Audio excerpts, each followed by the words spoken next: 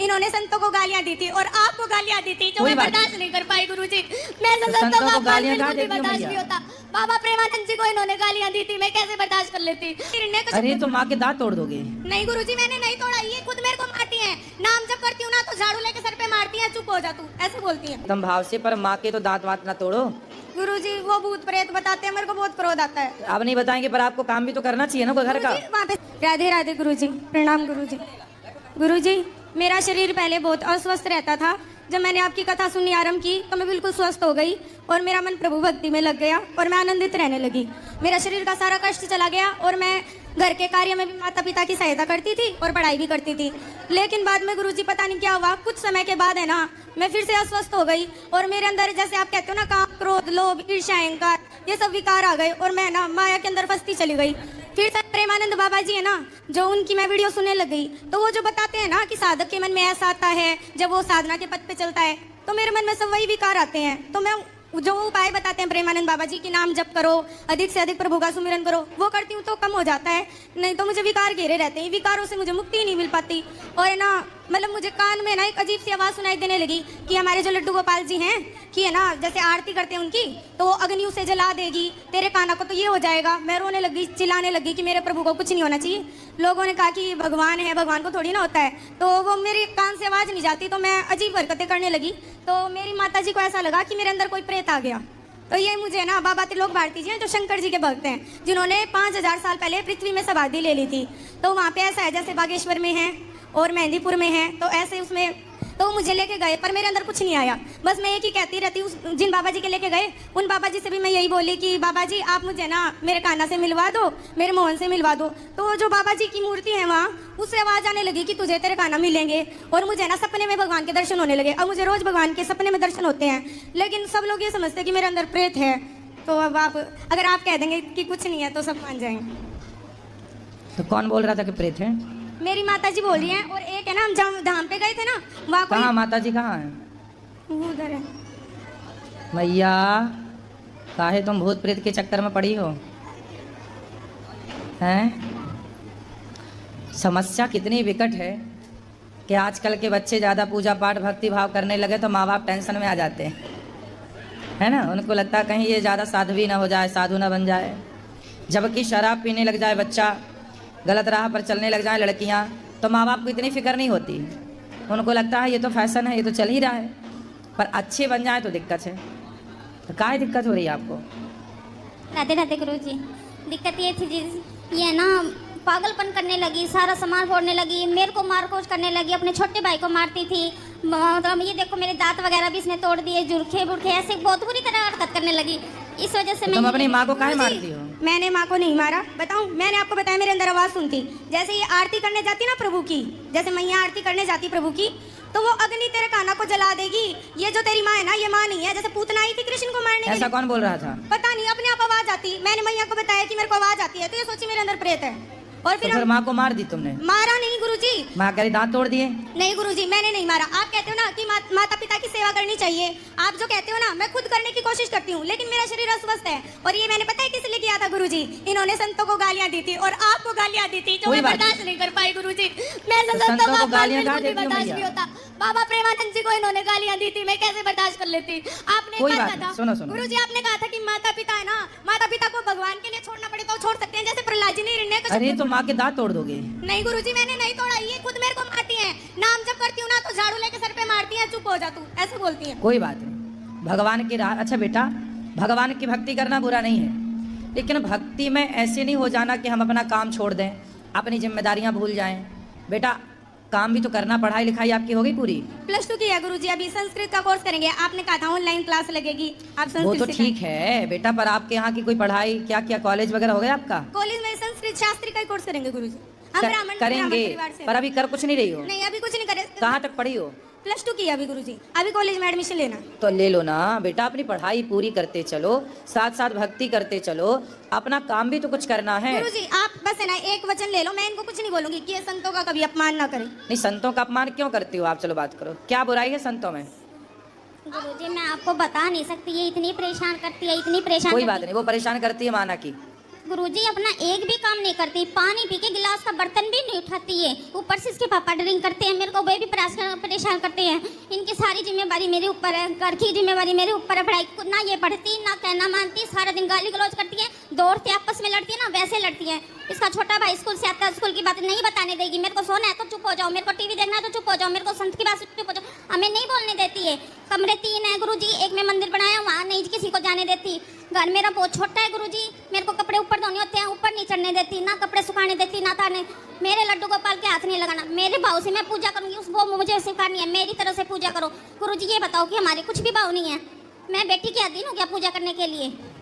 ये कहती है मैं जैसे कहूँ ना वैसे कर, मैं जैसे कहूँ वैसे बैठ, मैं जैसे कहूँ वैसे मान, मैं जैसे कहूँ वैसे पानी पी, ऐसे परेशान करती है मेरे को। जी ये सोच के बाद सीधा भोजन बनाती है, चप्पल पहन के भोजन बनाती है मेरी माता जी। कोई बात नहीं, देखो हर साधु से, हर संत से, हर गुरु से ना माँ ही बड़ी होती है बेटा। हम तो आपको बाद में मिले, कोई भी साधु बाद में मिला, आपको पहले माँ मिली। आपकी माँ ही थी जिसने आपकी मालिश की, आपको नहलाया धुलाया, उंगली पकड़कर चलाया। इसलिए आपकी माँ से संत, कोई भी साधु संत बड़ा नहीं हो सकता, ना हम बड़े हो सकते हैं ना कोई भी साधु। इसलिए आपकी माँ, जब आप अपनी माँ को बोलोगी उल्टा, कुछ करने नहीं दोगी, अपने भाई को उसका रिवीजन नहीं करने दोगी, तो माँ को गुस्सा तो आएगी। गुरुजी ये सारे दिन सांसारिक बातें करते हैं, कभी कोई बात चर्चा नहीं करते। बेटा, संसार में रहना है तो कुछ सांसारिक बातें तो करनी ही पड़ती है ना तो बेटा। कभी तो गुरुजी भगवान की चर्चा करे। तो हम है ना 3 घंटे भगवान की चर्चा, मैं हम 3 घंटे सुनाते हैं बस, और कुछ नहीं सुनती। हाँ बस ठीक है, सुनो। बाकी अपनी माँ से माँ की तरह बात करो, बेटी की तरह। गुरुजी मैं ऐसा क्या करूं जिससे अगले जन्म में मुझे ऐसे माता पिता मिले जो मेरी भक्ति में विरोध उत्पन्न ना करे। अरे इस जन्म में ही अपना कल्याण कर लेना, जन्म जन्म का चक्कर ही खत्म, मोक्ष हो जाए ना, काहे बार बार आना जाना।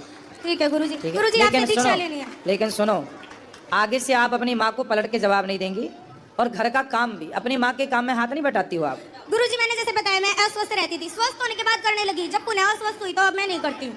अब मैं केवल ठाकुर जी की सेवा करती हूँ। क्या बीमारी है आपको? गुरुजी है ना, हमारी हड्डी में दर्द रहता है कमर की में, और डॉक्टर से चेकअप करवाए, रिपोर्ट में कुछ नहीं आता। तो आप योग किया करो बेटा, कल को शादी होगी तो वहाँ ससुराल जाके भी यही सब करोगी। गुरुजी शादी से जुड़ा एक और प्रश्न है। मैं ना मोहन जी को, जो कृष्णा जी हैं, उनको प्रियतम मानती हूँ, तो मैं आजीवन विवाह नहीं करना चाहती। क्यों? खुश रहो, खुश रहो। विवाह क्यों नहीं करना चाहती हो? क्योंकि हम मोहन को भजते हैं प्रियतम भाव से, इसलिए। अरे तो भगवान मोहन को भजो प्रीतम भाव से, पर माँ के तो दांत वात ना तोड़ो। गुरुजी वो भूत प्रेत बताते हैं, मेरे को बहुत क्रोध आता है। अब नहीं बताएंगे, पर आपको काम भी तो करना चाहिए ना कोई घर का। वहाँ पे सजाड़ा में है ना जो बाबा जी के यहाँ, घर में कुछ काम नहीं करना चाहिए आपको? करना चाहिए गुरुजी। क्यों नहीं करती हो? शरीर अस्वस्थता के कारण गुरुजी, अरे नियम भी नहीं भगवान। निभा पाती मैं। थोड़ा बहुत तो कर सकते हो। वो तो हम करते हैं, इनसे पूछो आप। क्या करती है? सिर्फ लड्डू गोपाल की सेवा करती है, उनसे जुड़ा हुआ कोई भी और काम होता है वो मम्मी करेगी, मैं कुछ नहीं करूँगी। वो इसकी मजबूरी होती है सर गुरुजी, जो उसकी मजबूरी होती है, जब मुझे नहीं करना होता। जब भी करती है तो बहुत तांडव मचाती है, घर में बहुत परेशान करती है। और गुरुजी इसको ये बोलो कि मंदिर तो सबके लिए, भगवान सबके लिए, सारे पूजा करें। तो आप अपनी माँ को मंदिर नहीं जाने देती हो? गुरुजी इनका जो मंदिर है वो नीचे इन्होंने बना रखा है। अब बाबा प्रेमानंद जी ने बोला था कि आपका एक ऐसा साधना कक्ष होना चाहिए जिसमें कोई सांसारिक व्यक्ति प्रवेश ना करे, तो आप उसके अंदर जाओगे तो आपको कभी, जैसे कि ये काम क्रोध आते हैं ना, तो नाम जप के बीच में आपको ये नहीं आएंगे। तो मैं उस कक्ष में किसी को नहीं जाने देती, ताकि उसमें जाने से मेरा मन शांत हो। उसमें मैं नाम जप करती हूँ। सारी बेटियां ऐसी हो जाएंगी तब तो हो गया बंटा ढार। बेटा भक्ति का तुम लोगों ने अर्थ ही गलत कर लिया, ये गलत ट्रैक पर चली गई आप। भक्ति का मतलब यदि ये है ना, तो पूरे देश में अकर्मण्यता फैल जाएगी तेजी से। यदि भक्ति की ये परिभाषा आप लोग गुरुजी मानने लग मैं ना गए, सारा काम करूंगी, तो सारा लेकिन आप, बंटा ढार हो जाएगा देश का। गुरुजी आपने कहा ना पढ़ाई भी करूंगी, घर का काम भी करूंगी, लेकिन संतों का अपमान नहीं सुन पाऊंगी। संतों का अपमान कोई नहीं करेगा। आपकी माँ को आप परेशान करती हो तो बोलेगी माँ, तो इसमें क्या गुरुजी है? मुझे बोल लेना, आपको क्यों बोले? कोई बात नहीं। आपकी माँ, भाई आखिर ये सब दिमाग में, माँ को तो ये लगता है कि आपके दिमाग में चारा भूसा संतों ने डाला है, तो वो संतों को गाली दे रही हैं। लेकिन आपको ना संतों की भाषा ऐसी नहीं होती, संतों का कहना ऐसा नहीं होता जैसा आप मान रहे हो। सांसारिक क्या होता है भाई, देखो काम क्रोध लोभ मोह इतना बुरा नहीं है बेटा, इतना डरना नहीं है इन चीज़ों से। ये सारी चीज़ें अच्छी हैं। काम ना होता तो आपका जन्म कैसे होता? क्रोध ना होता तो ये बच्चों को डांटता कौन? व्यवस्थाएं कैसे होती? लोभ ना होता तो फिर कोई काम ही क्यों करता? क्यों फिर कोई पैसा कमा, कैसे फिर देश की अर्थव्यवस्था चलती? तो लोभ, काम क्रोध लोभ। मोह ना होता, गाय अपने बछड़े को चाटे ना, उससे प्यार ना करे, उससे दूध ना पिलाए, तो बछड़ा मर जाएगा। तो गाय को बच्चा पैदा करती एक मोह जागता है, जैसे माँ को बच्चा पैदा होते ही उसको एक मोह जाग जाता है कि मेरा है, और यदि वो मोह ना जागे तो कोई माँ छाती से क्यों लगाएगी बच्चे को, क्यों दूध पिलाएगी। वो मोह ईश्वर की एक व्यवस्था है, बुरा नहीं है। संसार में उनकी परिभाषा हम कथा में समझाते हैं। मोह हो कैसा हो, गुड मोह तो हो, बैड मोह ना हो, अच्छा मोह तो हो, बुरा मोह, संसार से मोह ना हो, पर जिम्मेदारियां जो हैं वो तो पूरी करनी है ना बेटा। गुरुजी मैं आपसे बारंबार क्षमा चाहती हूँ, क्योंकि मेरी वजह से आपको अपमान ना हमें कोई दिक्कत नहीं मैं बेटा, आपसे बारंबार हमें सम्मान अपमान की कोई चाह नहीं है, हमें कोई दिक्कत नहीं है। बस आपकी माँ खुश हो ऐसा काम करो, आपकी माँ ही आपके लिए गलत काम सबसे मैंने बड़ी। की और सुनना आपको पड़ा मेरी वजह से। कोई बात है, हमें कहाँ कुछ सुनना पड़ता है, गुरुजी हमें- बोलते तो आपको ही है ना सब। कोई बात नहीं, चलता है, हम लोग बचा लेते हैं गुरुजी सब। मैं भी क्षमा मांगती हूँ, क्योंकि मेरी ये नहीं, क्षमा विचारधारणा मांगने की नहीं जरूरत ही नहीं है। मेरी ये आप विचारधारणा नहीं है सर। गुरुजी क्षमा करना। ये ऐसे कहती है सर्वप्रथम मैं हूँ, मैं आदि शक्ति हूँ, मैं कुछ भी हूँ, मेरे पैर पकड़, पड़ोस में गली में खड़ी होकर ये मेरे से पैर पकड़वाती है। गुरुजी ऐसा कुछ नहीं है, एक भगत है, मैं आपको बताती हूँ। वो भगत क्या है, वो जपता तो राधे राधे है, लेकिन वो है ना ऐसे तांत्रिक टाइप में है। कौन? कोई भगत है, हासी में रहता है, आपके पास भी आया था वो, उसका नाम है राधे श्याम सोनी। ठीक है। और है ना वो है ना जपता तो भगवान का नाम है, करता तो भगवान की पूजा है, सारे दिन गाय माता की सेवा करता है, लेकिन है ना वो है ना ऐसे कहता है प्रेत होते हैं, और वो सबके अंदर से प्रेत भी निकालता है। तो ये है ना ऐसे कहता है कि है ना तेरी लड़की के अंदर प्रेत है। तो मैं बोली मैं मेरे अंदर क्या प्रेत है, मेरे अंदर तो राधा रानी है, मैंने ऐसे कह नहीं, दिया। कोई प्रेत व्रेत के चक्कर में ना पड़ना, प्रेत व्रेत नहीं है कुछ भी। फिर आपकी वीडियो सुन के ये मानने लग गई है कि प्रेत नहीं होता है। भूत प्रेत कुछ नहीं है, ये सब चक्कर में ना पड़ो। माता जी से भी क्षमा मांगती हूँ। हाँ क्षमा मांग लो माँ से, गुरुजी एक क्षमा करो उसको।